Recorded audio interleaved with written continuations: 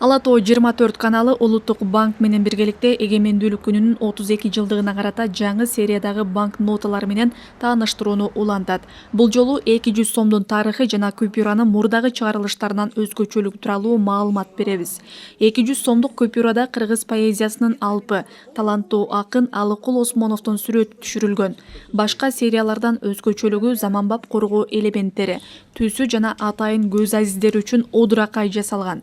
Борбор Азиядагы эң чоң китепканалардын бири болгон Улуттук китепкана Алыкул Осмоновдун атын алып жүрөт.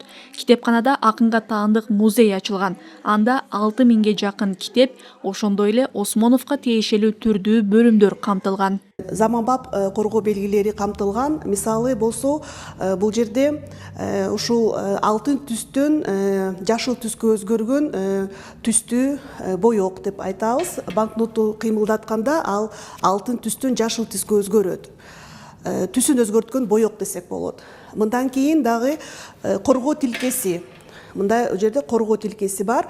Эгерде мурунку чыгарылышта коргоо тилде көзөнөкчө түрүндө болсо, ал эми 200 сом деген жазуусу болсо, ал эми жаңы сериядагы банкнотто бул жерде коргоо тилкеси өркүндөтүлгөн, 200 сом деген жазуу бар жана Улуттук банктын логотиби камтылган.